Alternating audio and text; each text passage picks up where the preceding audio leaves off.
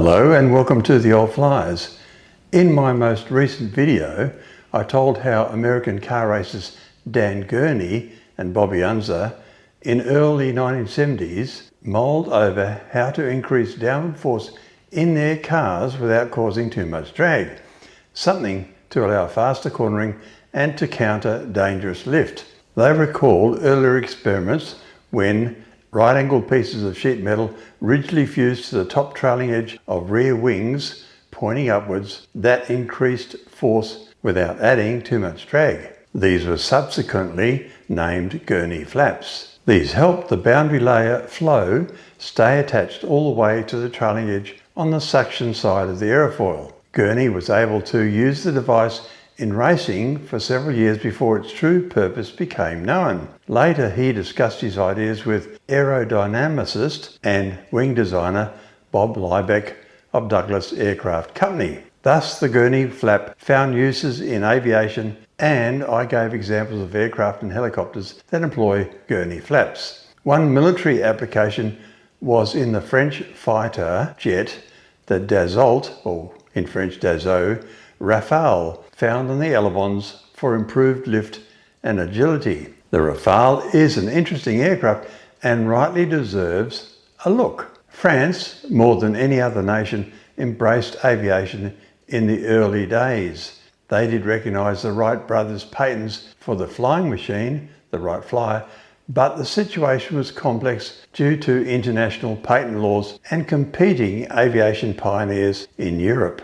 The Wright brothers filed for a French patent on March 22, 1904 and granted in 1907, covering their system of wing warping for lateral control, a crucial innovation in aviation. That gave them legal protection in France, meaning others could not use their control system without their permission. However, Santos-Dumont and Ferdinand Furber initially doubted the Wrights' claims until their 1908 demonstrations in France at Le Mans proved their superiority.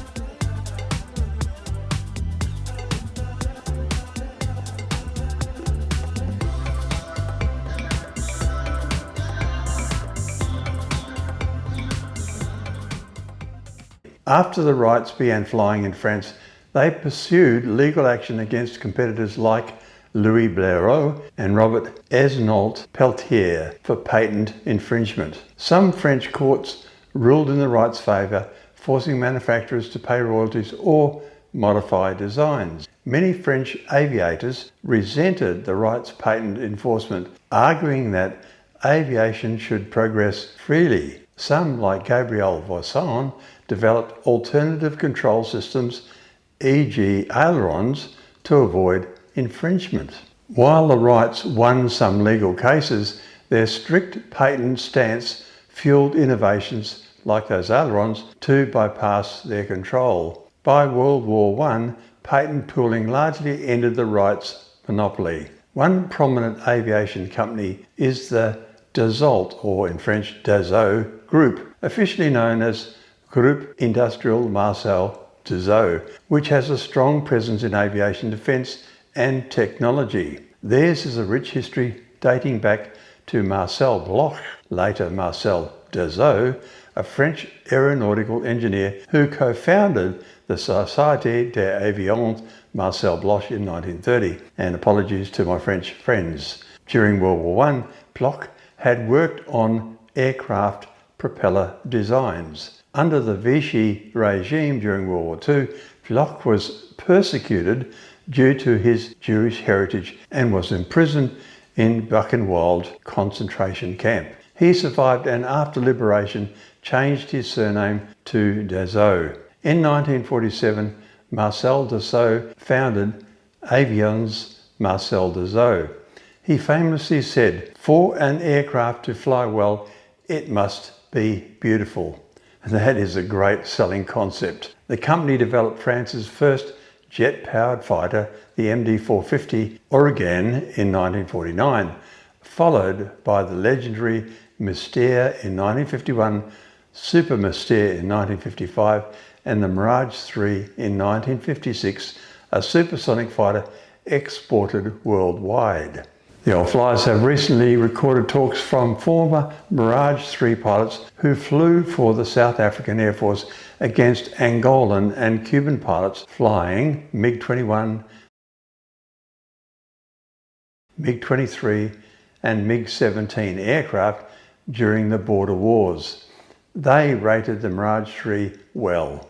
The Dassault Rafale was developed to meet the requirements of the French military for a modern multi-role combat aircraft that could replace several older generation fighters in service, such as the Mirage F1, Mirage 2000, Super Étendard and Jaguar, that were becoming outdated by the 1980s. Unlike specialised Cold War era jets, the Rafale was built from the start as a true multi-role aircraft capable of performing air superiority, ground attack, reconnaissance, nuclear strike for France's deterrent, and carrier-based operations for the French Navy.